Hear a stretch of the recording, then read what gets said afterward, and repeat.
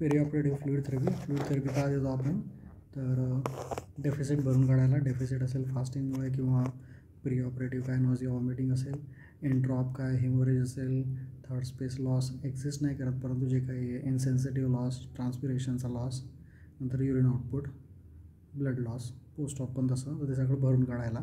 Main goal आहे आपलं की टिश्यू परफ्युजन व्हायला पाहिजे, ऑक्सिजन भेटायला पाहिजे.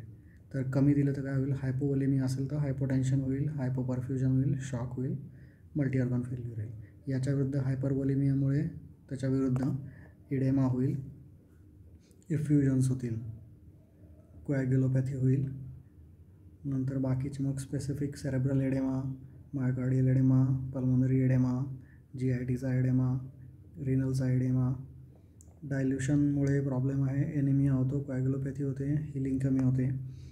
स्पेसिफिक CNSमध्ये डेलिरियम होतं, ICP वाढतं, हार्ट डिप्रेस होतं, कॉन्ट्रॅक्टिलिटी कंडक्शन इश्यू होतात, न्यूमोनिया म्हणजे एडेमा झाला आणि बाकीचे पण फेल्युअर होईल.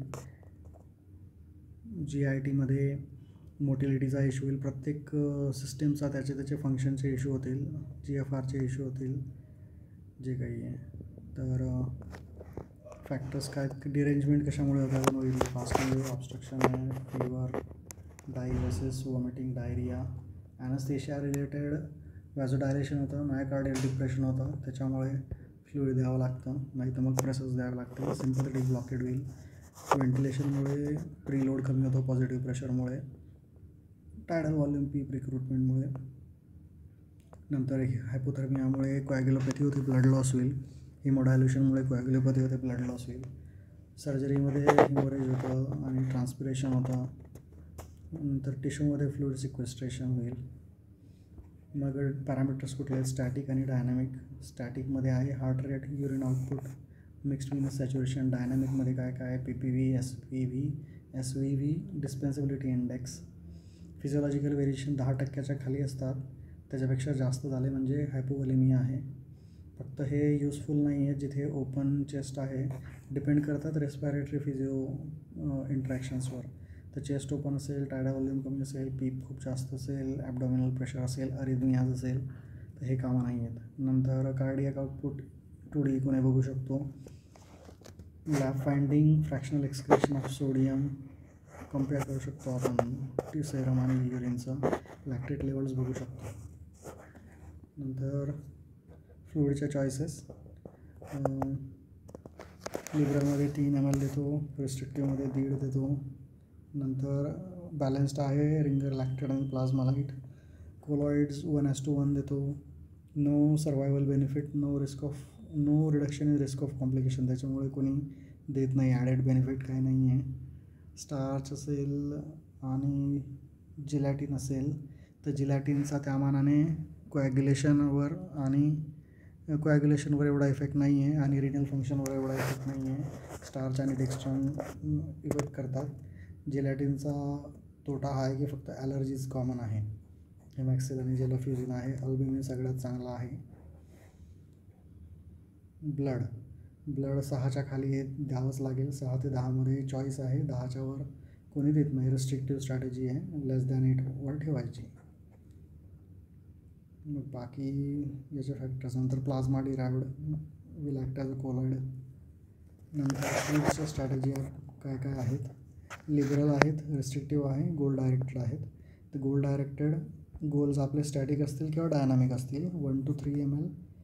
आणि रिस्ट्रिक्टिव्हमध्ये पण तेवढंच आहे, परंतु बाकीचे जे लॉसेस आहेत ते आपण फक्त जेवढा लॉस आहे तेवढाच भरून काढतो. आणि इथे गोल डायरेक्टेड गोल मीट असेल तर आपण देणार नाही. इथे आपण 1 to 3 देतो. लिबरलमध्ये हॉलिडे सिगार म्हणजे 4 किंवा त्याच्यावर जातं ते. बाकी प्रीलोडिंग नाही करायचे, थर्ड स्पेस लॉसेस नाही द्यायचे. जर स्पेस नाही मेट होते तर मग व्हॅसोप्रेसर्स द्या. तर रिस्ट्रिक्टिव्ह स्ट्रॅटेजी बेटर आहे. न्यूमोनिया कमी होतो, वुंड इन्फेक्शन कमी होत आहेत, हॉस्पिटल स्टे कमी होतो आहे. सुपिरियर टू लिबरल आहे. क्रिस्टलॉइड 1.5 आहे, इथे क्रिस्टलॉइड 3:1 आहे, तर टू मच आहे. थर्ड स्पेस लॉसेस मोजतो आपण, ट्रान्सपिरेशनचे खूप सारे लॉसेस मोजतो. मग मेंटेनन्स जास्त देतो, हॉलिडेज यावर वापरतो, त्याच्यामुळे प्रॉब्लेम काय एडेमा होता, ॲडवर्स आउटकम होतात, इट इज नॉट प्रिफर्ड. आणि यांना ट्रायल्समध्ये दिसून आलं की कोलाईडचा काही फायदा नाही, काही बेनिफिट्स नाही आहेत. गोल डायरेक्टेड फक्त हाय रिस्कमध्ये करा, अदरवाईज गोल डायरेक्टेडने काही विशेष फरक पडत नाही. NS रीनमुळे रिनल आउटकम्स खराब होतात रादर दॅन बॅलन्स्डपेक्षा. तर गोल डायरेक्टेड कसं करायचं, गोल आहे कार्डियक इंडेक्स मोर दॅन 2.2 आणि आउटपुट मोर दॅन 4.5. तर कार्डियक आउटपुट 4.5 घेतला आहे आणि 5 नाही घेतला आहे. जर मीट होत असेल तर फक्त मेंटेन करा 1 ml आणि व्हेंटिलेशन 8 ml चालू द्या बस. जर नाही मीट होते कार्डियक आउटपुट मग व्हेरिएशन बघा, हा आपला डायनॅमिक स्टॅटस बघणार आपण, त्याच्यात 10च्या वर आहे. ॲक्च्युली 900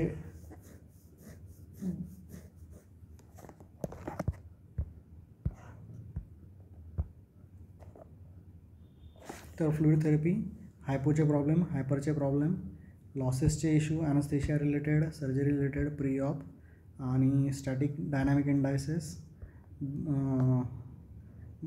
क्रिस्टलॉइड कोलॉइड्स त्यांचे थोडे आणि त्याच्यानंतर मग स्ट्रॅटेजीज लिबरल, रिस्ट्रिक्टिव्ह आणि गोल डायरेक्टेड आणि गोल डायरेक्टेडचा chart, perioperative fluid therapy.